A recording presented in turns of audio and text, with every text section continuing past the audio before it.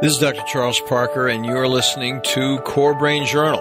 It's the place where I connect both fresh discoveries and interesting different perspectives from advanced mind science with the realities of real people and everyday life down on Main Street. Well, welcome aboard, folks. Dr. Charles Parker. Here we are again with another very interesting guest. We've got a guy from San Francisco who's going to be talking to us. He is a board-certified internal medicine specialist with a board certification in obesity medicine as well. And this is directly related to brain function. We're going to talk about it in great detail. His name is Dr. Vij. I hope I said it right. Vij. You said it beautifully, Dr. Parker. It's a pleasure to be on your show. Thank you. Thank you very much, sir. So we're looking very much forward to hearing about you. I'm going to introduce Pankaj to you, and we're going to talk about his book a little bit, and we're going to find out about how he thinks we should manage chronic health conditions in a really constructive way. And that's absolutely referential to everything we're talking about in this series of programs. So he is the author of Turbo Metabolism. As a doctor of internal medicine, he's helped thousands of patients lose weight, manage chronic health conditions, and improve their physical fitness. As I said a moment ago, he is board certified in internal medicine and obesity medicine. I didn't know there was a certification in obesity medicine, to tell you the truth. It's fairly new. It's about 5 or 6 years. No, that's cool. So Dr. Vij has been practicing medicine since 97. He lives in San Francisco in the Bay Area. And you can visit him online at Dr. Vij, drvij.com. That's how you spell his last name. He has a passion about nutrition, fitness, and human performance. I mean, is there anybody who's listening who isn't interested in that? He's been on a quest to help people slow down the aging process and optimize human performance, thereby enhancing, get this, folks, health span, not just lifespan. He practices what he preaches by following a low glycemic, anti-inflammatory, real food diet, regular physical activity, meditation, and sleep. And there are people out here who don't know what a low glycemic index diet is, so we're going to talk a little bit about that. He adds music and humor for good measure, and I can tell you, talking to him offline, we know that the guy has a great sense of humor. And so he's a firm believer in the mind-body-spirit connection and emphasizes the importance of transforming the mind, get this, before transforming the body. Makes sense to me. His fascination with the science of spirituality is reflected in his efforts to seamlessly integrate the wisdom of the East with his quest to relentlessly pursue the truth of his mission. He is a sought-after speaker on topics such as health, wellness, nutrition, longevity, fitness, and metabolism, and volunteers at a free clinic and has led medical missions to Honduras and India. So he's a spiritual guy. He's given it back all kinds of different ways. So let's talk, Dr. Vij, about your mission and how you happen to get into this particular area. I mean, if you really think about internal medicine, I mean, is it a big area or what? I mean, it's an enormous area.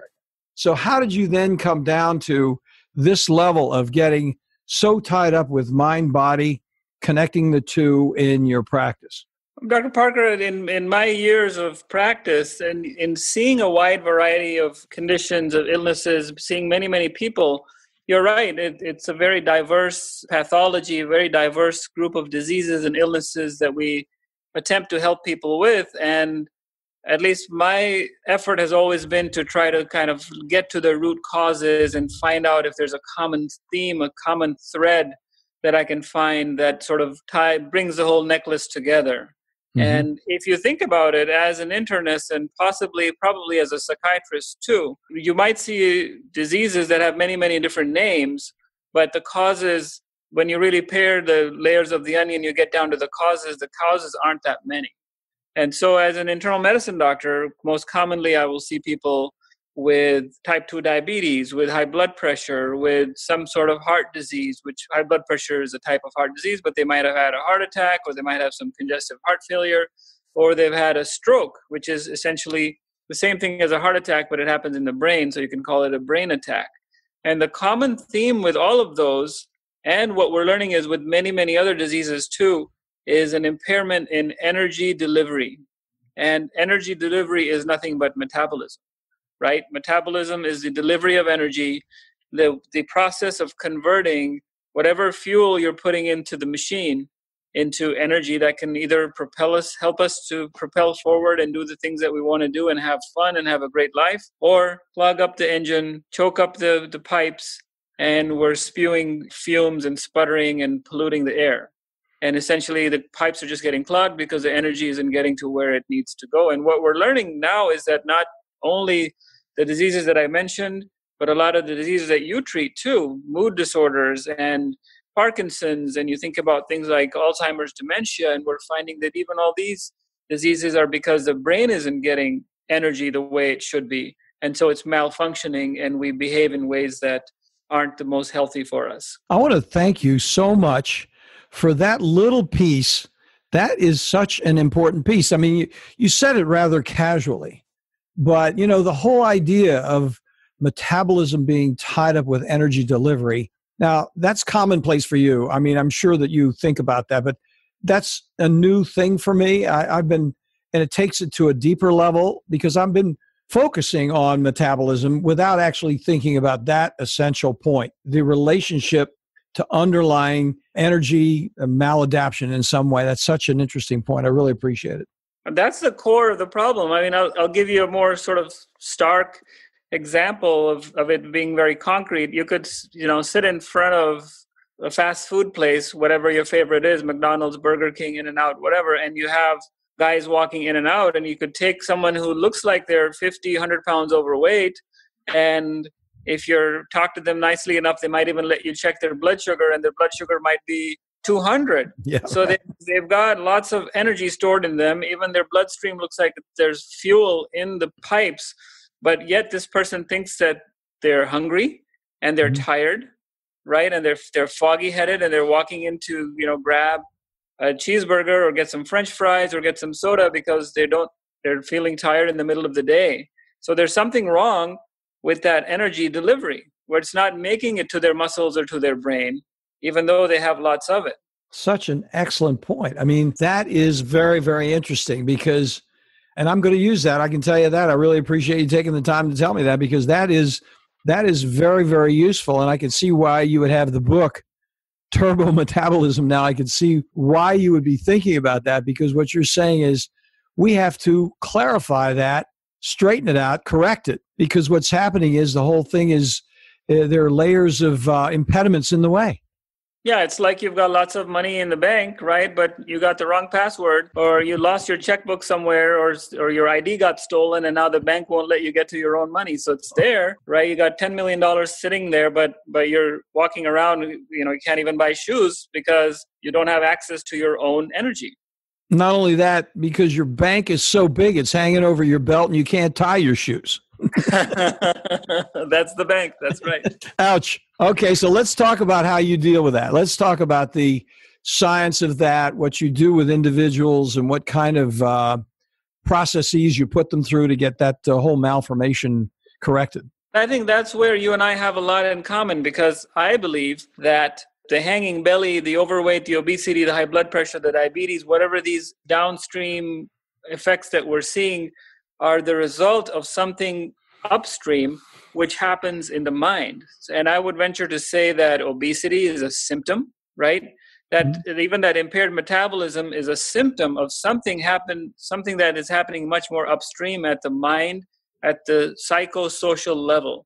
And until we understand what that is, what is that trauma, what's the thing that's bothering this person, what is the root cause of this imbalance that then resulted in them becoming addicted to whatever it is they're addicted to, salt, sugar, fat, oil, cookies. Again, those are just the symptoms. And that you could replace that with, we're in the midst of an opiate epidemic. You could replace that with Vicodin, Norco, heroin, Percocet. Those are, those are sort of more taboo addictions. Eating chocolate chip cookies is perfectly legal and socially acceptable. But essentially, it's feeding the same problem, right? You're easing your pain. You're self-medicating, either it's with food or with a chemical. Well, and it's so circular because it's funny because you're a medical guy and I'm a psychiatric guy. And I have to tell you, just while you're talking to me, I'm spinning it out the other way. Because my pitch so often to people that come in to see me is your body is messing with your mind. Yeah. So there's a circle going on that the mind. It's a two-way street. Yeah, it goes both ways. And so what we do is we really are big on getting food sensitivity measured and all this sort of thing. The tip of Mount Everest for me is IgG testing. We're interested in food sensitivities because they go downstream and just mess up the entire neurotransmitter work because immune system dysregulation actually interferes with neurotransmitters. And that. When you mess up the blood-brain barrier, now you're getting things that are affecting the brain or the gut-blood barrier, again, from unhealthy food choices. You're getting things that are affecting the immune system, the brain, that really shouldn't be there because the surveillance system should have caught them. But that's happening because of what's happening in our food landscape. It's so interesting to me. It's so good to talk to a guy like you because what happens so often, you're really very well, highly trained, 2 board certifications in traditional medicine. But what you're saying is there's a place in traditional medicine for a guy like me who's going to take it right down to the molecular and cellular level as opposed to stopping somewhere at LabCorp. Absolutely. And is that connecting the dots, I think, is what makes this so powerful, because when you can connect the dots from someone and help them understand what's going on, once they get it, boom, that light bulb is on, the rest becomes much more automatic. It becomes easier. So the what, where, who, when becomes easier when the why is clear. So let's just take a moment because some of our folks are not medically astute. What we want to get, part of the reason we do these interviews is because the language is so relevant for the public. Let's talk about glycemic index for just a moment because that's so relevant to our conversation. It's really straightforward, right? Glycemic index is simply the speed with which blood sugar is released from a food. It's typically applying to carbohydrate foods, right? So it's the speed by which your blood sugar is going to rise. If I checked your blood sugar with a glucose meter every 5 minutes, right, over the next 2 hours, and I did an experiment, the rise in glucose would be different if you were having Coca-Cola versus you're eating broccoli. The broccoli is going to release much slower into the bloodstream in terms of your blood glucose. It will go up. Your blood glucose will go up after eating a broccoli salad, but it's going to go up a lot faster by eating or drinking a soda. Or again, to use another analogy, they're like different delivery mechanisms, and the high glycemic index would be just giving somebody cash dollars versus the low glycemic index would be giving them a mutual fund that's going to be more, as the energy is stored, it's going to get released to them more gradually, or a CD for their money. Yeah. So then how do you actually work with individuals from let's start at the very baseline. What kind of testing do you think is absolutely essential to build a foundation for health that's going to give you some data that's going to drive that person down the road where they need to go? Yeah, we can start off with really simple tests that are all covered under insurance. And I talk about this in the book in the Let's Get Started chapter. But it's simple tests like a fasting lipid panel, a fasting glucose, an HbA1c or glycosylated hemoglobin, which tells me your sugar averages over the past 3 months. We might get a creatinine, which is a blood test for your kidney function. I think vitamin D is a really good test to have. And those are some of the basics. There's a more advanced test that we can look for inflammation in the body, like the high sensitivity C-reactive protein. But these are all standard tests that are done and covered by insurance very easily. And that gives you a nice baseline as to where you are on the spectrum, right? Are you someone that has end-stage disease? Are you someone that has some impairment to metabolism? Or are you in the pre-disease state? Or are you optimal, right? Someone like Michael Phelps might be considered to be in turbo metabolism because he can eat whatever he wants and he has tons of energy and he's performing at a very elite level. Well, you and I are probably not there, but we're... You're there more than I am, I can tell you that. Well, we might be suboptimal, but we're not perfect. But I think every single one of us is a work in progress, and we can work in that direction no matter who you are. So in terms of developing a theme, in terms of individuals that you see, what would you say would be and this is really, it's probably too hard to answer. I'm actually putting myself in your shoes as I'm asking the question. But I think the listeners would be interested. What does a doctor see as some of the most common themes of metabolic impediment that need to be addressed like almost universally? Well, I think before we started recording, you and I were talking about asking people about their elimination. And I think that's a good one, but even more critical, one of the first things that I talk to people about is what they're eating, because I think food is 80% of the formula, right? So you think about the master levers of health, feet, forks, and fingers. It's the forks that's probably the most critical one. So 80% of your health outcomes are going to be based on what type of food you're putting in your body. Is it even food, right? There's so many things that are disguised and presented to us as food, and they're familiar, and they're everywhere, and they feel comfortable, and they're very palatable, but they're really not even edible because your body doesn't even recognize them as food. So the first thing would be to ask someone, okay, let's sit down and help me understand sort of what your eating pattern is. So tell me over the last 24, 48 hours, what did you have for breakfast, lunch, dinner, snacks? So I have an idea of what you're putting into your body, because that's the fuel, that's the building blocks that you're working with. So yeah, the forks are the most critical piece. Yeah. So then what happens is you actually break that down for a person so you know what's going on the front end. You're basically saying this is going to be an impediment. This is a problem. But the other thing too to keep in mind is that you have to meet the person where they are, right? I mean, I can't impose my views on someone that I'm meeting for the first time, unless they're asking and they're ready and they want to know what I think. For the most part, I need to meet them where they are and see if we can take some steps in the right direction that we both agree that they should be going in. It has to be a collaboration. It can't be one person sort of dictating on their terms. Yeah. So we certainly agree on that point. The issue is you just offend a person if they want answers, but then if the job is too hard, it's over. You have to figure out where they can move forward and help them. And it's a little bit of a dance, right? It's a little bit of a dance, and you have to make sure that they're not going to fire you and not come back the next time. Right. So, but let's make some small changes and see, what you're willing or able to do. And if they don't want to do anything, then you go back to the question of, hey, how bad do you want this, or why are you looking to make a change at all? And sometimes the motivation is, hey, I just want to drop one belt size so I can fit in my suit for my daughter's wedding next month, and I don't care what happens after that. And that's a very different goal from saying, I want to take a hike to Mount Kilimanjaro, or I want to go play football with my grandkids, and that's a completely different target. That's a very, very good point. Definitely is. So then, do you have a specific diet? There's so much talk about diets now, and I know you're not a cookie cutter guy, so I'm being very careful with this question because you're a man of precision. I can see that. But on the other hand, could we talk a little bit about diets and ones that you recommend, ones that you don't recommend, things that you think from your clinical experience that have been helpful? Well, first of all, I like the word lifestyle a lot better than I like the word diet. Okay. Lifestyle is about living. It's about living life. It's about making choices on your own accord. Versus diet, sounds like it. Again, it's unilateral. It's like something that's being dictated.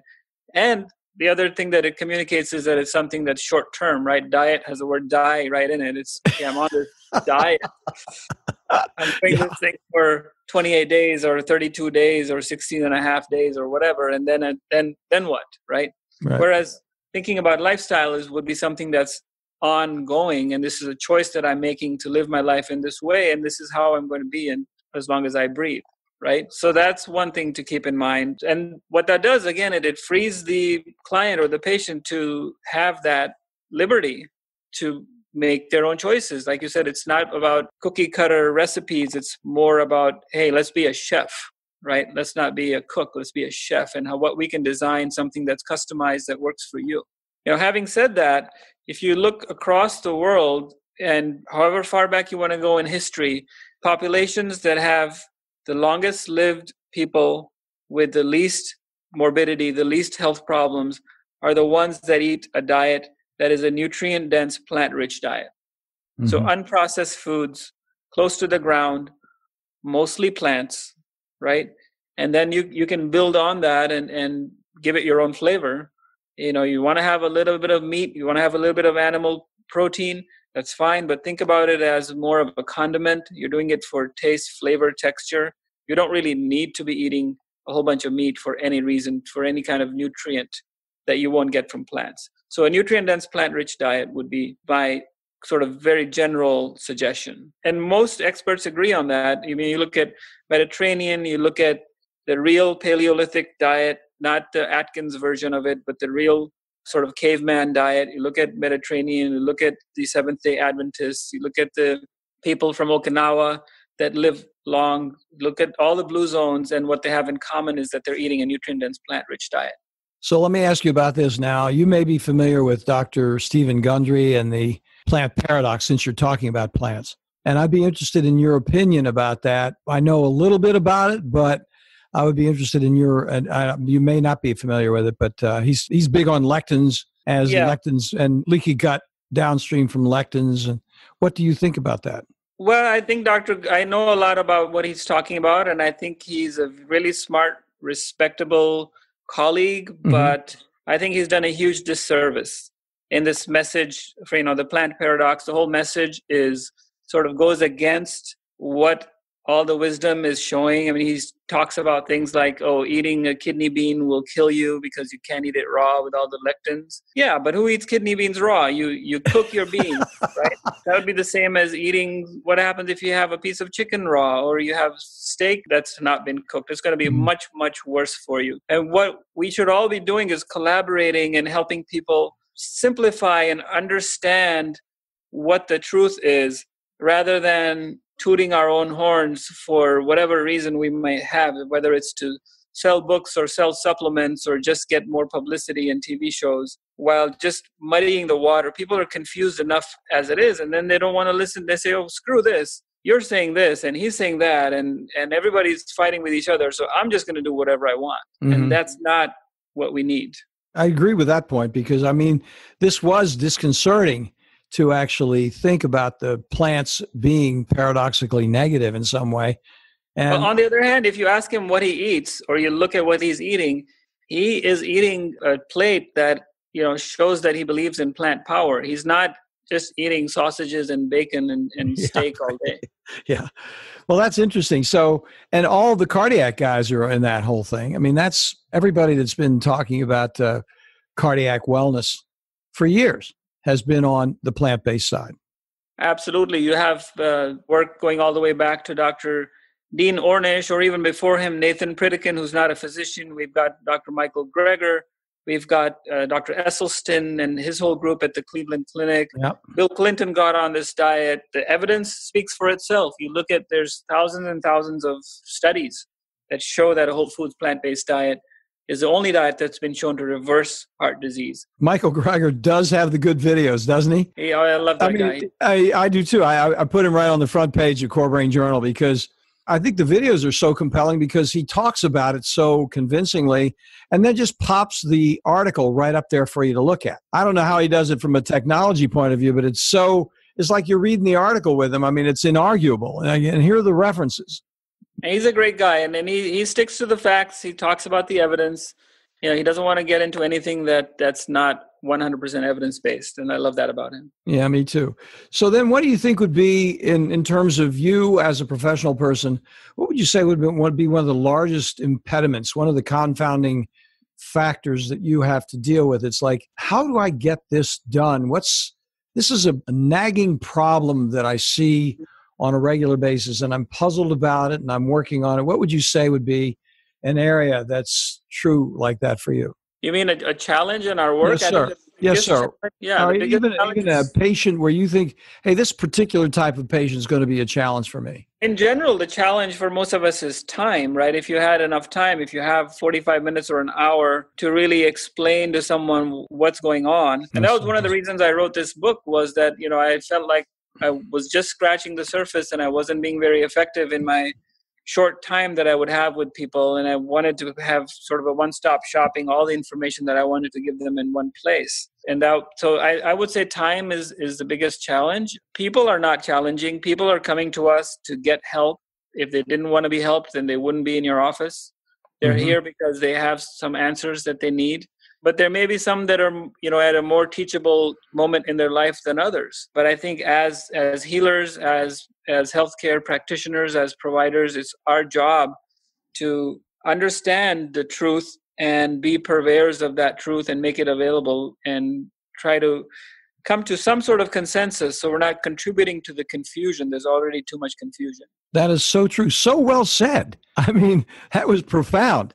I mean, that is so true. We see that happen all the time. You're doing the work. I mean, with your show, you're reaching thousands of people and you're providing them with good, actionable, positive information. You're making a tremendous impact. So thank you. Well, thank you very much. I mean, we all make an effort, and it's great to have a voice like you come up and speak about it so profoundly and so easily.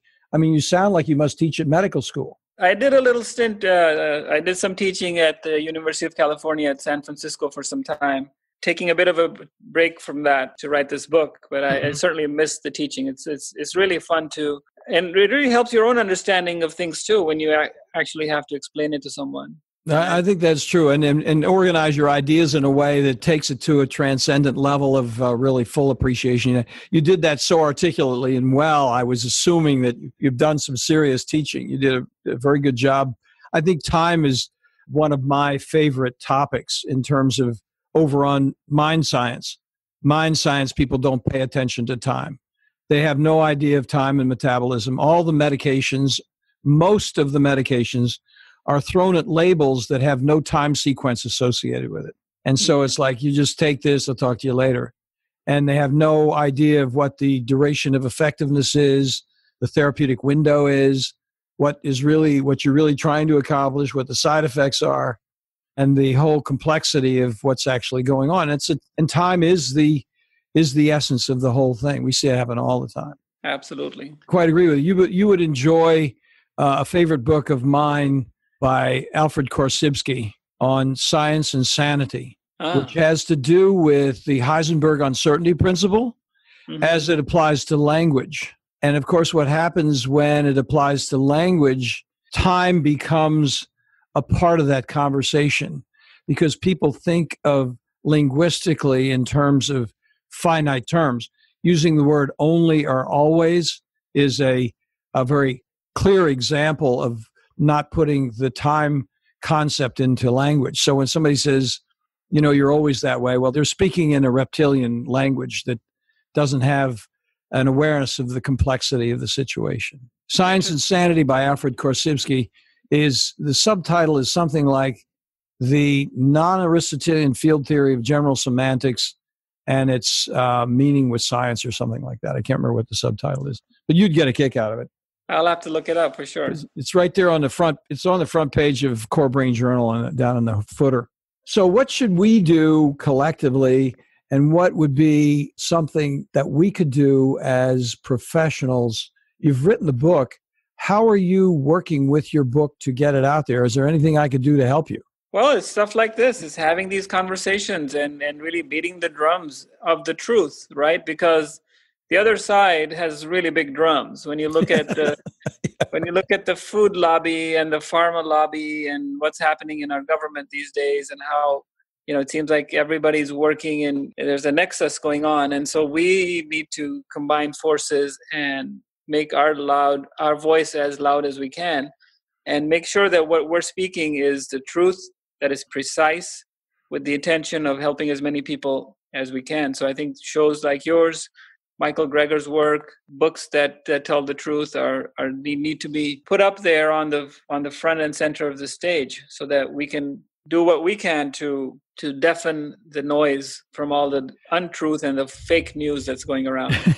So one of the things that's happened to me, and you get a kick out of this, because the way you're talking is so erudite in terms of the way you pull things together. And I don't know whether people would then try to put you in a box. I know they've tried to put me in a box in a certain way, and that I used to be a traditional psychiatrist. And so then when I talk about these things with patients, they say, well, you're a functional medicine psychiatrist. And they want to put me, you're an integrated, or you're functional medicine. And I say, no, I'm really not. Because what happens is, as soon as I go over there, I'm in a different club, which doesn't deal with traditional medicine, which is done so much for so many people. So they said, well, if you're not a functional medicine psychiatrist and you're not what are you? I said, it's really simple. I'm comprehensive. Yeah. Comprehensive is my favorite word. I love that. And I get that a lot too. And they'll say things like, oh, You know Ayurveda, right? No, I don't know Ayurveda. Oh, you're a holistic doctor. Oh, yes, Holistic. I'm a holistic in the sense that people come to me with their whole list. Yeah, right. Yeah, right. I love Right. it. But I'm looking for the truth, and I don't know if I found the whole truth yet or if I ever will, but my job is to try to sift through all the garbage and try to find out the nuggets of wisdom that I can share with whoever I'm talking to.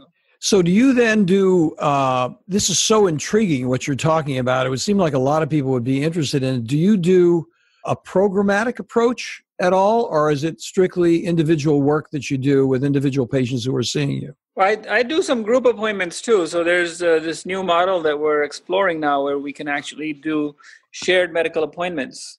So I find it a lot more effective if I have a group of 12 to 15 people in a room, and I can walk them through, a series where I see them once a week for 8 weeks in a row. So now all of a sudden I've got 32 hours with you rather than 10 minutes. And now we can really make an impact. And those are the folks that really benefit the most, are the ones that get that sort of more intensive sharing of information and that intensive opportunity to understand what's going on. And again, the book was an effort to try to encapsulate all that information and give people sort of one-stop shopping and have it all available. Well, tell us more about how you do that, because there are some professionals who would like to have an idea of what you do. Do you, when you said that, you said it quickly and I got the picture, but then do the people come and say, okay, I'm signing up for this program? Are other physicians involved with you in this? Or do you do that as a program and that's an activity that how do you actually handle that? So I belong to an organization where people are prepaid, and I'm not allowed to say the name of the organization, but since they're prepaid into the system, they can simply sign up. I had to create this entity that I did, but I know that people in other systems are doing it too. And in fact, there's a Medicare reimbursement for shared medical appointments. And so if there are providers that are listening, they can look into that Medicare reimbursement for shared medical appointments. And so then you can give dietary and lifestyle advice and you get reimbursed. It's a little bit per person, but because you have a large group of people, it ends up being close to what you would be reimbursed for your time if you were doing one-on-one appointments. But I think the plus is so strong, the positive part of it is so strong because you can make a huge impact, which it would be very difficult to do in a one-on-one appointment. That is good advice. I mean, that's something I need to consider myself, to tell you the truth. I think because it's so useful. You do a one-time 1-hour presentation. What's the use of that? I mean, it's interesting and entertaining, but it doesn't have the follow-through. And the real thing that's missing in so much of medicine is astute, ongoing follow-through, so that a person has a chance to really process what they're doing. Time. And more of a longitudinal contact over time. So it's ongoing and there's some sort of accountability both ways. And you can hold somebody's hand for a little bit longer to really support them and walk with them a few steps before the training wheels come off, so to speak. I love it. And I really appreciate it. I mean, the small things in conversation like this are so meaningful, because I think even just using just that, you didn't correct me per se, but I mean, it was clarification of diet versus lifestyle. I think just using the terminology makes it more acceptable. I mean, I want to thank you for that point. And I think the words we use makes all the difference in the world, right? You said it's all about the linguistics. It is. And if you say it right, and then you have a good heart coming at it in the first place, then it's a whole different situation than cookie cutter and pushing it along. So we want to thank you so much for coming on board. Let's talk about your website so we can get people over there, if you don't mind. Thank you. It's a pleasure to be on your show, Dr. Parker. But the website is just my name, drvij.com, but it's the whole word, Dr. DoctorVij.com. And I love to put fun articles, some that I've written, some that I find from other places. There's a lot of cool videos and other little tidbits that I add there all the time. And I'd love to connect with people at my website. Well, thank you so much for coming on, Dr. Pankaj Vij, out there in San Francisco. I love talking to you, buddy. Anytime you want to come on again, we'll be happy to have you come on. It was a very interesting conversation. I appreciate it. Thank you. Thank you. You have a great day. Thanks for listening to Core Brain Journal. We're working every day behind the scenes to bring you reports that connect research benches with those street trenches. Here we share the complexity of mind science because, as you know, details really do matter. One of the most pervasive, misunderstood challenges is how commonplace medications, like those written for ADHD, are used so regularly without clear guidelines. If you think you'd like more specifics, take a minute to download my 2-page PDF packed with video links and references on the absolute essentials of how to start ADHD medications. They're easily available at corebrainjournal.com/start. Thanks for listening. Do connect and stay tuned. Together we can make a difference.